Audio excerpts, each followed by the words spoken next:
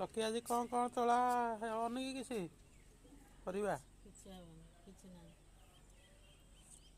କ'ଣ ତଳି ହଉଛି? ହେ ଶୁଖିଗଲାଣି, କ'ଣ ତୋଳିବ? ଆରେ ଶୁଖିଗଲେ ଶୁଖେଇଦବା। ପାଚିଲା ଲଙ୍କା ଗୁରା 2-3ଟା ଲଙ୍କା ହେଇଛି। ଭେଣ୍ଡି ହେଇଛି, ସେଟା ତୋଳି ଦେଉନ ବେକରେ। ଭେଣ୍ଡି ପାକଳ, ଲଙ୍କା କେତେଟା ନେଇଯାଏ। ଲଙ୍କା ଗୁରା ପାକଳ ହେଇଗଲାଣି, ଏଠି ପାକଳ ହେଇଯାଇଛି ଲଙ୍କା ଗୁରା। ଟମାଟୋ ଗଛ ଶୁଖିଗଲାଣି, ଟମାଟୋ ଆଉ ହଉନି। ଟମାଟୋ ହବ କ'ଣ, ଏରା ପାକଳ ହେଇନି ଲଙ୍କା ଗୁରା। ଦେଖନ ଏରା ପାକଳ ହେଇ ଦେଖା ହଁ।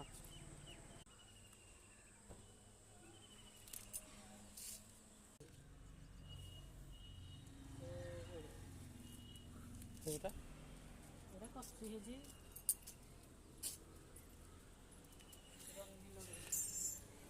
ଟମାଟୋ ତୋଳି ଟମାଟୋ ହେଇଛି ଯାହା। ଆଉ ପରିବା କିଣିବାକୁ ପଡ଼ିବନି। ମାନେ ବନ୍ଦ କରିଦେଲ ଆରତିରେ ଭିଡ଼ିଓ ଏଇଠିକା ଖାଇଦେଇଛି। ଏରା ହେଇଥିଲା କି ଏରା ହେଲାନି ଗଛ ବୋଧେ ଆଉ। ଅଛି ଏଇଠିକି ଆସ।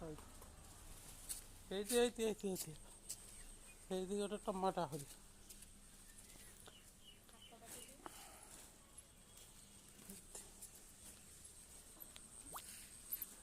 ଟମାଟୋ ଗୋଟେ ପାଚୁଛି ଗଛ ଏକାଥରେ ସିନା ମେଞ୍ଚେ ହବ, ପାଚିଗଲେ ହୁଅନ୍ତା।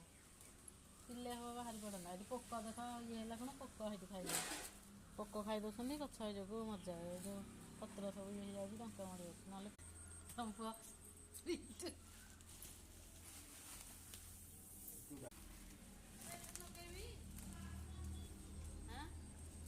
ଲଗେଇବା ପାଇଁ ଲକି ପ୍ରିପାରେସନ୍ କରୁଛି। କମ୍ପା ମଞ୍ଜି ଗୁରା ଏରା ଜହ୍ନିକୁ ହବ। ଲଗାଅ, ଦେଖିବା କ'ଣ ହେଉଛି ଆଉ। ସବୁ ଜାଗା ଗୋଟେ ଭଲ ଜହ୍ନିଟା ଆଣିଥିଲେ ହେଇଥାନ୍ତା। ସବୁଟା ତ ସେଇଭଳିଆ ଆଉ। ସେଦିନ ତ ମୁଁ ହେଇଥିଲା ସେଥିପାଇଁ ଆଗ ଯେଉଁ ଲଗା ହେଇଥିଲା ଉଠିଲାନି କିଛି। ପ୍ରଥମେ ଲଗେଇଲେ କାହିଁ ଉଠିଲା?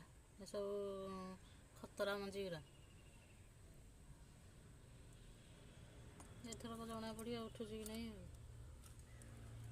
ଜହ୍ନି ଲୋକଙ୍କର ଲଗେଇକି ଫଳିଲାଣି, ଲୋକ ଖାଇଲେ। ଆମର ପଛୁଆ ଲଗା ହେଉଛି, କେଉଁ ଦିନକୁ ଫଳିବ ଆମେ ଖାଇବା। ପତିଆ ତ ଦେଖାଇ ଦେଇଛି, ଏଥିରେ ମେଞ୍ଚେ ହବ ପକେଇଲେ ଗଛ